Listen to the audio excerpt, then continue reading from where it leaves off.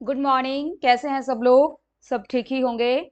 चलिए आज हम पढ़ने वाले हैं कंपैरिजन। किसमें? कंपनीज एक्ट 1956 और कंपनीज एक्ट 2013।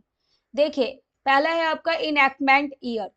जो आपका कंपनी एक्ट 1956 है, इनएक्ट कब हुआ? ये 1956 में। और कंपनी एक्ट 2013 में। ये जो आपका कंपनी एक्ट 1956 है, इसको रिप्लेस कर दिया company act 2013। Number of sections की बात करें तो कंपनीज एक्ट 1956 में टोटल जो सेक्शन थे वो 658 थे। और कंपनीज एक्ट 2013 में अगर हम देखें तो नंबर ऑफ सेक्शंस यहाँ पे हैं 470। इसका जो आपका पहला सेक्शन है वो केम इनटू फोर्स हुआ था 30 अगस्त 2013 को। और इसके बाद 98 सेक्शंस आए थे कुछ चेंजेज के साथ। ये आया था आपका 12 सितंबर 2013 को। इसके बाद फिर 184 सेक्शंस आए कुछ चेंजेस के साथ। उसको कमेंस किया गया 1 अप्रैल 2014 को। नेक्स्ट है आपका रेगुलेटरी अथॉरिटी। कंपनी एक्ट 1956 को रेगुलेट करने का काम करता था कंपनी लॉ बोर्ड, सीएलबी। और ये जो है आपका, इसको रेगुलेट करने का काम कौन कर रहा है? नेशनल कंपनी लॉ ट्रिब्यूनल यानी कि एनसीएलटी। पुराने वाले में यानी कि 1956 में जो आपके टाइप्स ऑफ कंपनीज बताए गए थे वो प्राइवेट, पब्लिक, गवर्नमेंट। लेकिन अब आप जानते हैं कि अब 1% भी, एक अकेला व्यक्ति भी कंपनी बना सकता है। 1% कंपनी की बात इसमें नहीं की गई थी। लेकिन अगर कंपनीज एक्ट 2013 की बात करें तो इसमें इंट्रोड्यूस किया गया किसको? 1% कंपनी को, स्मॉल कंपनी को, डॉर्मेंट कंपनीज को। नेक्स्ट है 1% कंपनी। कंपनी एक्ट 1956 में रिकॉग्नाइज्ड नहीं था, बट 2013 वाले में ये रिकॉग्नाइज्ड है और अलाउ भी है। कॉर्पोरेट सोशल रेस्पॉन्सिबिलिटी यानी कि एक थ्रेश होल्ड लिमिट से जब आप ज्यादा कमाते हैं, आपका नेट वर्थ के बारे में एक मैक्सिमम लिमिट दिया हुआ है टर्नओवर को लेकर और नेट प्रॉफिट को लेकर।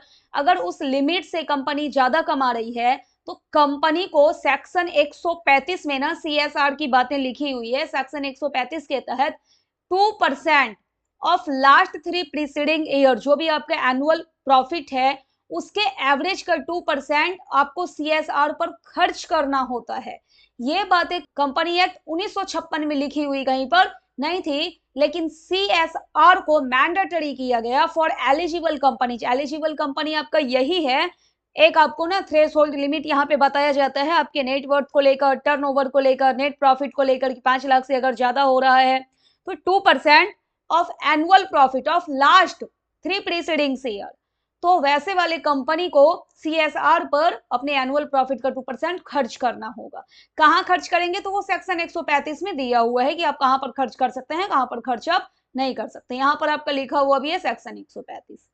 इंडिपेंडेंट डायरेक्टर्स की बात करें तो जो आपका पुराना वाला एक्ट था 1956, उसमें इंडिपेंडेंट डायरेक्टर्स जो है मैंडेटरी नहीं था। लेकिन अब जो है 2013 का एक्ट, वो मैंडेटरी है for listed and some public companies. Listed companies आप किसको बोलेंगे? जिनकी जो सिक्योरिटीज है यानी कि शेयर्स सब जो है, स्टॉक है, ये अगर ट्रेड किया जाता है रिकॉग्नाइज्ड स्टॉक एक्सचेंज में, यानी कि कोई भी पर्सन आपकी कंपनी का अगर खरीद बिक्री शेयर का खरीद बिक्री कर सकता है, तो आप उसको क्या बोलते हैं? कंपनी जो है वो लिस्टेड है। एंड सम पब्लिक कंपनीज, इसके केस में जो है इंडिपेंडेंट डायरेक्टर्स का होना जरूरी होता है।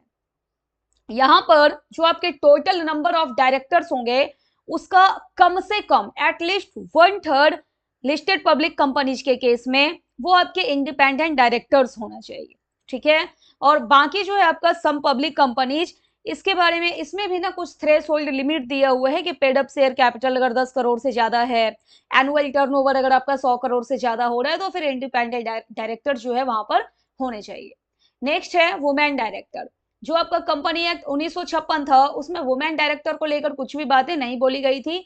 लेकिन कंपनी एक्ट 2013 जो है, इसमें बोला गया है at least 1 women director for listed और पब्लिक कंपनीज। पब्लिक कंपनीज के केस में वही है, कुछ आपका थ्रेश होल्ड लिमिट है, अगर आप वो क्रॉस करते हैं तो वुमेन डायरेक्टर आपको रखना पड़ेगा कम से कम एक। नेक्स्ट है बोर्ड कमिटीज। बोर्ड कमिटीज की जो रिक्वायरमेंट थी आपके पुराने वाले एक्ट में, कंपनीज एक्ट 1956 में, वो बहुत ही लिमिटेड थी। लेकिन अब जो रिक्वायरमेंट है इनकी वो ऑडिट में है, नॉमिनेशन में है, रेम्यूनरेशन में है। अब ये जो है मैंडेटरी हो गया है बोर्ड कमिटीज की रिक्वायरमेंट। Next, auditor rotation. पुराने वाले जो एक्ट था आपका कंपनी एक्ट 1956, उसमें ऑडिटर रोटेशन रिक्वायर्ड नहीं था, लेकिन अब जो है वो मैंडेटरी हो गया है for certain class of companies. यानी कि आप किसी ऑडिटर को रखते हैं अपनी कंपनी में तो वो 5 साल तक आपके यहाँ काम करेगा, फिर अगला जो कॉन्जिक्यूटिव पीरियड होगा 5 साल का वो कूलिंग पीरियड हो जाता है, फिर वापस से वो आ सकते हैं। ठीक है, यानी कि कुछ क्लास ऑफ कंपनी के लिए ये अब मैंडेटरी है ऑडिटर का रोटेशन। अगर फाइलिंग प्रोसेस की हम बात करें तो ये आपका मैनुअल और कम्बरसम था। कम्बरसम का मतलब होता है थोड़ा सा डिफिकल्ट। जो प्रोसेस था यहाँ पर पुराने वाले एक्ट में वो कम्बरसम था, यानी कि डिफिकल्ट था, थोड़ा सा हैवी प्रोसेस था। अब यहाँ पर क्या है, electronic filing through MCA21 portal. अब एक पोर्टल यहाँ पर आपको प्रोवाइड कर दिया गया है, अगर आपको कुछ फाइलिंग प्रोसेस करनी है तो आप यहाँ पर इजीली कर सकते हैं। यानी कि अगर रजिस्ट्रेशन की ही बात है तो अब आप यहाँ पर ऑनलाइन कर सकते हैं। ठीक है, और इससे पहले जो प्रोसेस था वो थोड़ा सा डिफिकल्ट था। नेक्स्ट है आपका SFIO।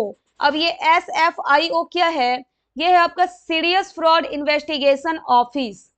पहले जो था ना ये नॉट प्रोमिनेंट, प्रोमिनेंट का मतलब होता है इंपॉर्टेंट, पहले ये बहुत ज्यादा मायने नहीं रखता था, बहुत ज्यादा महत्वपूर्ण नहीं था, और अब जो है इसको स्टैट्यूटरी रिकॉग्निशन दे दिया गया है, कुछ पावर्स मिल गया है under the act. Next, compounding of offence, यानी कि अगर आप गलती करते हैं तो पुराने वाले एक्ट में लिमिटेड स्कोप था, अब क्या है एक्सपैंड कर दिया गया है, इसके स्कोप को, इसके दायरे को थोड़ा सा बढ़ा दिया गया है फॉर इजियर कंप्लायंस। यानी कि कंपनी एक्ट 2013 में अगर कंपनी के साइड से कुछ गलती हो रहा है, कुछ कंपाउंडिंग ऑफ ऑफेंस है, कुछ ऑफेंस अगर हो रहा है तो यहाँ पर क्या है ना, आप अथॉरिटी के साथ जो आपका क्लेम है आप उसको सेटल कर सकते हैं। अगर कुछ भी आपने गलती की है, कैसे कर सकते हैं, फाइन पे करके, जितना भी फाइन आपके ऊपर लगाया गया है पेनाल्टी का पे करके, यानी कि कोर्ट जाने की आवश्यकता इसमें आपको नहीं है। ये जो है आपका कंपाउंडिंग ऑफ ऑफेंस, अब इसको इजी कर दिया गया, यहाँ पर लिखा हुआ है easier compliance. Next, penalty structure. पहले जो पेनाल्टी पे करना होता था लेसर पेनाल्टीज, अब जो है ना थोड़ा सा स्ट्रिक्ट कर दिया गया है इसको, इम्प्राइजरमेंट, जेल भी हो सकता है कुछ केस में, इन सम केसेस।